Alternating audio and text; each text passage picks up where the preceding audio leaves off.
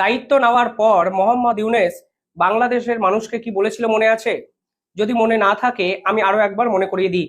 তিনি বলেছিলেন একসময় বাংলাদেশের কাছে আন্তর্জাতিক স্তরে সমস্ত দেশ আসবে, বাংলাদেশ কারোর কাছে যাবে না। এই ধরনের ডায়লগ যখন কেউ দেয় তখন শুনতে বেশ বলিউডের সিনেমার হিরোইজম মনে হলেও আলটিমেটলি দুটো জিনিস আমাদের সামনে উঠে আসে। নয় এই ব্যক্তির মধ্যে অত্যন্ত ভালো কোনো ক্রেডেনশিয়াল আছে যিনি গোটা বিশ্বকে বাংলাদেশের সামনে নিয়ে আসতে পারেন, নয়তো তিনি ভুল পথে চালিত করার জন্য ফাঁকা আওয়াজ দিচ্ছেন। শেষ 8 মাসে মোহাম্মদ ইউনূসের এই সময়কালে কোন আন্তর্জাতিক দেশ বাংলাদেশে এসেছে আপনারা যদি একটা উদাহরণ দিয়ে বলেন তাহলে হয়তো আমি মেনে নেব এই মোহাম্মদ ইউনূস আসলে বাংলাদেশের ইতিহাসের সুপার হিরো। একটা দেশও আসেনি। পাকিস্তানকে যদি আপনারা দেশ ভাবেন এবং পাকিস্তানের সহচর্যে যদি বাংলাদেশের ভবিষ্যৎ একদম বদলে যাবে এই স্বপ্ন দেখেন, তাহলে আপনারাও হয়তো মূর্খের স্বর্গে বাস করছেন। কোনো তথ্যই প্রমাণ করতে পারবে না পাকিস্তানের বর্তমানে ইকোনমিক্যাল যে কন্ডিশন, সেই ইকোনমিক্যাল পরিস্থিতি নিয়ে তারা বাংলাদেশের ভবিষ্যৎ বদলে দেবে। এবার এতগুলো কথা কেন বললাম? কারণ আজকে যে খবর আমাদের সামনে এসছে তার নিঃসন্দেহে মোহাম্মদ ইউনূসের যে ফাঁকা আওয়াজ তা আন্তর্জাতিক স্তরে আরো একবার প্রতিষ্ঠিত করলো। কালকে বাংলাদেশের পর উপদেষ্টা ভারত ছাড়া আরো একটি দেশকে নিয়ে প্রেস কনফারেন্স করেছিলেন। সেই দেশের বিরুদ্ধে বাংলাদেশের মানুষের অভিযোগটা কি? সেই দেশের বিরুদ্ধে বাংলাদেশের মানুষের অভিযোগ সেই দেশ নাকি বাংলাদেশিদের জন্য বন্ধ করে দেওয়া হচ্ছে এন্ট্রিগুলো। কারণ ওয়ার্ক ভিসা বা ওয়ার্ক পারমিট সে দেশ ইস্যু আর করছে না স্পেশালি বাংলাদেশিদের জন্য। সেই দেশটির নাম কি? ইতালি। ইতালি পরিষ্কারভাবে বলে দিয়েছে শেষ 8 মাসে বাংলাদেশের এই ভিসা প্রসেসে এত দুর্নীতি হয়েছে যে তারা বাংলাদেশিদের আর ভিসাই দিতে চাইছে না। কারণটা কি? হঠাৎ করে যখন এই বিষয়ে একাধিক তথ্য, একাধিক জার্নাল, একাধিক রিপোর্ট আমাদের সামনে উঠে এলো, তখন আমরা বুঝতে পারলাম আসলে এই বাংলাদেশিদের সম্পূর্ণভাবে নিষিদ্ধ ঘোষণা করে ইতালি এবার ভারতের সঙ্গে ব্যবসা বাণিজ্য করতে চাইছে। এবং আপনারা শুনলে অবাক হবেন, ভারতে এই মুহূর্তে আছেন ইতালির উপপ্রধানমন্ত্রী এবং তিনি ভারতের সঙ্গে একাধিক গুরুত্বপূর্ণ চুক্তি করছেন। এমনকি সেই চুক্তি ভারতবর্ষের বিদেশমন্ত্রী জয়শঙ্করের তত্ত্বাবধানে হচ্ছে। এবং এই রিপোর্ট যদি শেষ অবধি দেখেন আপনারা বুঝতে পারবেন যেভাবে বাংলাদেশের মানুষ হাহাকার করছে সেই হাহাকারের শেষ কিন্তু ওনারা দেখতে পাবেন না। তাও কিন্তু ইতালির পক্ষ থেকে একটি বার্তা দিয়ে বুঝিয়ে দেওয়া হয়েছে। অর্থাৎ মোহাম্মদ ইউনূস যে ভাওতাবাজি দিয়ে বলেছিলেন আন্তর্জাতিক স্তরে সমস্ত দেশ বাংলাদেশে যাবে, বাংলাদেশকে কারোর কাছে যেতে হবে না, আপনারা লিখে রাখুন ইতালিকে চিঠি দেওয়া বাংলাদেশের পররাষ্ট্র দপ্তরের কার্যত সময়ের অপেক্ষা। যেভাবে ডোনাল্ড ট্রাম্পের কাছে ভিক্ষা চেয়ে বলতে হয়েছিল দয়া করে এই রেসিপ্রোকাল ট্যারিফ কমিয়ে নিন, আপনাদের আমরা এগ্রিকালচার প্রোডাক্ট ব্যবসা করার জন্য সুযোগ সুবিধা বাংলাদেশ সরকার প্রোভাইড করবে, ঠিক সেরকম ভাবেই ইতালির পায়ে পড়তেও কিন্তু মোহাম্মদ ইউনূসকে হবে। এবং বাংলাদেশের বিক্ষোভ জনগণের বিক্ষোভ যেদিকে যাচ্ছে, যেভাবে তারা মোহাম্মদ ইউনূসের পায়ে পড়ে গেছেন, এবার মোহাম্মদ ইউনূস কার পায়ে পড়েন সেটাই কিন্তু দেখতে হবে।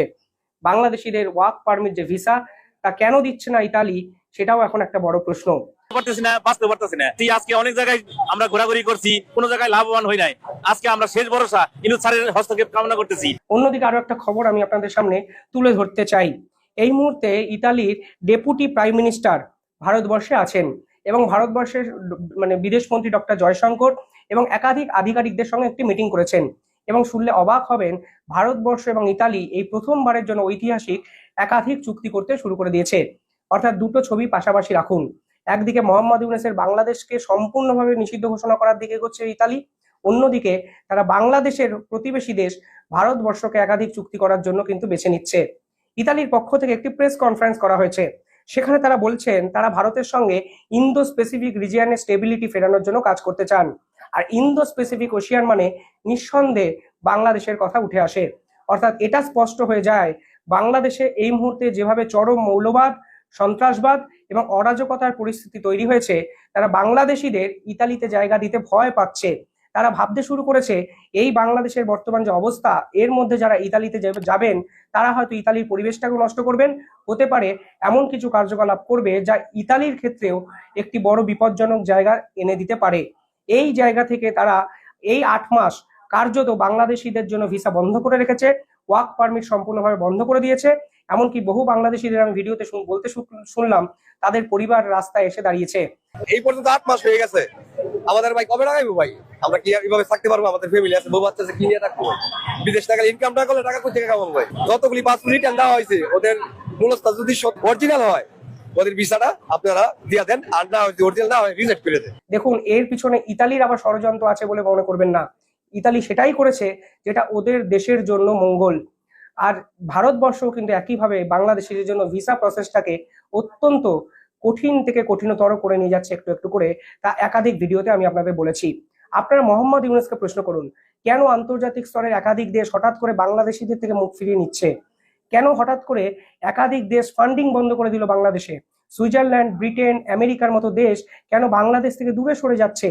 কেন শেষ 8 মাসে কোনো আন্তর্জাতিক রাষ্ট্র বাংলাদেশে আসেনি, ইনভেস্ট করেনি, এমনকি নতুন প্রতিশ্রুতিও দেয়নি? শুধুমাত্র পাকিস্তান এবং চায়নাকে আঁকড়ে ধরে একটা রাষ্ট্র যদি সার্ভাইভ করে যায়, তাহলে সত্যি যারা আন্দোলন করছেন তারাও কিন্তু একটা মূর্খের জগতেই বসবাস করছেন এবং এর পরিণতি অত্যন্ত ভয়ঙ্কর দিকে যেতে পারে। এবার বলি, শুধু ইন্দো স্পেসিফিক স্টেবিলিটি ফেরানোর জন্য ইতালি এবং ভারত একত্রে কাজ করবে না। পাশাপাশি ভারত এবং ইতালির মধ্যে একাধিক ট্রেড রিলেশন তৈরি করার জায়গায় তৈরি হয়েছে। অর্থাৎ এই প্রথমবারের জন্য আরো ভালোভাবে তারা ব্যবসা বাণিজ্যের সম্পর্ক গড়ে তুলতে চাইছে দুই দেশ। এবং 3 নম্বর যে বিষয়টা তারা করতে চেয়েছে তা হলো টেকনোলজিক্যাল একাধিক স্ট্র্যাটেজিক পার্টনারশিপ দুই দেশের মধ্যে করা হবে। ইতালির ডেপুটি প্রাইম মিনিস্টার একটি স্টেটমেন্ট দিয়েছেন। আমি একটু আপনাদের এই স্টেটমেন্টটা পড়ে শোনাতে চাই, তাহলেই আপনারা বুঝতে পারবেন তারা বাংলাদেশ থেকে মুখ ফিরিয়ে কেন ভারতের দিকে শিফট করতে চাইছে। তারা কি বলেছেন? তারা বলেছেন, ইতালি অ্যান্ড ইন্ডিয়া আর natural economical partner. Together we want to strengthening our cooperation for a partnership that looks at the future through higher education, innovation and research. পরিষ্কারভাবে তারা বললেন ভারত এবং ইতালির এই সম্পর্ক ন্যাচারাল একটা বন্ধুত্ব, অর্থাৎ একটি সহজাত একটা বন্ধুত্বের একটা কথা তারা বলতে চাইছেন এবং ভবিষ্যতে তারা একত্রে উচ্চশিক্ষা, ইনোভেশন, রিসার্চ এবং বিভিন্ন ক্ষেত্রে তারা পার্টনারশিপ একে অপরের সঙ্গে গড়ে তুলতে চেয়েছেন। অর্থাৎ এটা তো পরিষ্কার ইউরোপীয় ইউনিয়নের বাকি দেশগুলো যেভাবে ভারতবর্ষের সঙ্গে সম্পর্ক বৃদ্ধি করতে চাইছেন, যেভাবে ফ্রি ট্রেড এগ্রিমেন্ট করতে চাইছেন, ঠিক সেখানে দাঁড়িয়ে ইতালিও এখন ভারতকে পাশে পেতে ঝাঁপিয়ে পড়েছে। এমনকি তাদের দুই দেশের মধ্যে বর্তমান যে এখন ব্যবসা বাণিজ্যের সম্পর্ক আছে ভারত এবং ইতালির, সেই সংখ্যাটাও কিন্তু নেহাত কম নয়, প্রায় $14 বিলিয়ন। এখন দুই দেশ চাইছে এই সংখ্যাটা as soon as possible $50 billion যেন নিয়ে যেতে পারেন। এমনকি ইতালি এই মুহূর্তে সরাসরিভাবে বলছেন, আমরা ইন্ডিয়ান ইনভেস্টমেন্ট চাইছি ইতালিতে। ইন্ডিয়ান যেসব কোম্পানি আছে তারা যেন সরাসরি ইতালিতে যায় এবং ইতালিতে বিভিন্ন জায়গায় যেন ইনভেস্ট করে। কোন কোন জায়গায় তারা ভারতবর্ষের সঙ্গে কথাবার্তা বলতে চাইছেন, অর্থাৎ কোন কোন সেক্টর তারা ভারতবর্ষের সঙ্গে ওপেন করতে চাইছেন? মূলত ফ্যাশন এবং লাক্সারি গুডস, পাশাপাশি food processing technology, food processing এর একাধিক বিষয়, পরবর্তীকালে ট্যুরিজম এবং আরো বিভিন্ন বিষয়ে তারা ভারতবর্ষকে ওপেন মার্কেট দিতে চাইছে। তার মধ্যে গ্রিন টেকনোলজি এবং অ্যাডভান্স ম্যানুফ্যাকচারিং ক্যাপাবিলিটি সম্পর্ক একাধিক সায়েন্টিফিক জিনিসের উপর ইতালি চাইছে ভারতবর্ষ যেন সেখানে গিয়ে ব্যবসা বাণিজ্য করে এবং ভারতবর্ষের যে মেকানিজম তা যেন ইতালির সঙ্গে ভারতবর্ষ শেয়ার করে। এই মেকানিজমের মধ্যে কিন্তু ম্যান পাওয়ারটাও আছে। পরিষ্কারভাবে বলা হচ্ছে, ইতালির মানুষ ইতালির যে সরকার, ইতালির মানুষ এখন অনেক বেশি ভারতীয়দের এক্সপেক্ট করছে। তারা বলছে ভারতীয়রা যেন ইতালিতে যায় এবং টেকনোলজিক্যাল সাপোর্ট দেয়। একাধিক স্ট্র্যাটেজিক যে পার্টনারশিপ হচ্ছে দুই দেশের সরকারের মধ্যে, সেইগুলোকে কমপ্লিট প্রসিডিওরে কমপ্লিট করতে শুরু করে।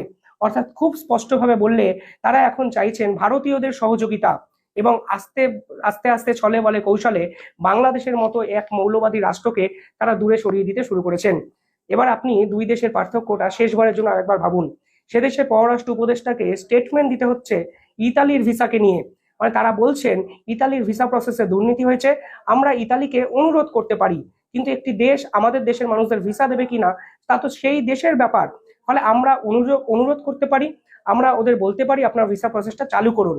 ঠিক যেভাবে ভারত ভারত ভিসা বন্ধ করেছে, ইতালিকেও তারা ভিসা চালু করার একটা অনুরোধ করতে পারেন। কারণ এই যে 60,000 কাগজপত্র মানুষের জন্য যে কাগজপত্র ইস্যু হয়েছে, সেই কাগজপত্রগুলির ভিত্তি অনেক ক্ষেত্রেই সঠিক নয় বলে আমরাও জানি, ইটালিয়ানরাও সেটাকে পয়েন্ট আউট করেছে এবং তারা আমাদেরকে যেটা বলেছে যে তারা এগুলো সব চেক আপ না করে দিতে পারবে না। আমাদের এটা দুঃখজনক হলেও সত্য যে আমাদের কাগজপত্রের জেনুইনিটি নিয়ে বিশ্বব্যাপী বিভিন্ন সময় বিভিন্ন দেশ থেকে কিন্তু সন্দেহ প্রকাশ করা হয় এবং তাদের সন্দেহ অমূলক নয়, এটা আমরা জানি। আমাদের ত্রুটি আমাদেরকে স্বীকার করে নিতে হবে।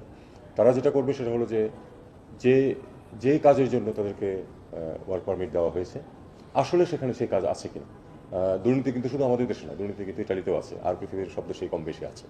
আর ভারতবর্ষের বিদেশ মন্ত্রী প্রেস কনফারেন্স করে বলছেন, আমরা চাই ইতালির সঙ্গে ব্যবসা বাণিজ্য করতে, ইতালি আমাদেরকে অফার করেছে অনেক কিছু, আমরা দেখছি এই পুরো বিষয়টা কত তাড়াতাড়ি একটা ডিলিং এ প্রসেস করা যায় এবং পুরো বিষয়টা লক করা যায়। অর্থাৎ ভারতের বিদেশ মন্ত্রী যখন উন্নততর ভবিষ্যতের কথা ভাবছেন, তখন বাংলাদেশের বিদেশ মন্ত্রী বা পররাষ্ট্র উপদেষ্টা ভাবছেন সেই দেশের মানুষকে যেন ইতালি সরকার ভিখারির মতো তাড়িয়ে না দেয়। এবার মোহাম্মদ ইউনূস কি বলেছিলেন ফের একবার ভাবুন। তিনি বলেছিলেন আন্তর্জাতিক স্তরের সমস্ত দেশ বাংলাদেশের কাছে আসবে, বাংলাদেশ কারো কাছে যাবে না। শেষ 8 মাসে আপনারা এবার হিসাব করুন মোহাম্মদ ইউনূসের এই সরকার কতগুলো আন্তর্জাতিক দেশের পায়ে ধরেছে, যার নবতম সংযোজন ইতালি, আর ভারতবর্ষ ঠিক কতগুলো দেশের কাছে গেছে। ভারতের কাছে কিন্তু উপচে পড়ছে অফার। একাধিক ভিডিও আমি বানাচ্ছি, আপডেটেড কোনো ভিডিও এলে আমি নিঃসন্দেহে পরবর্তীকালে বানাবো। ভিডিওটি ভালো লাগলে একটু লাইক, শেয়ার এবং কমেন্ট করবেন, চ্যানেলটিকে পারলে একটু সাবস্ক্রাইব করে দেবেন। দর্শক, সম্পূর্ণ ভিডিওটি দেখলেন, আশা করি বিষয়টি বুঝতে পেরেছেন। এই নিয়ে আপনার গুরুত্বপূর্ণ মন্তব্যটি অবশ্যই কমেন্ট বক্সে জানিয়ে দিবেন। ধন্যবাদ।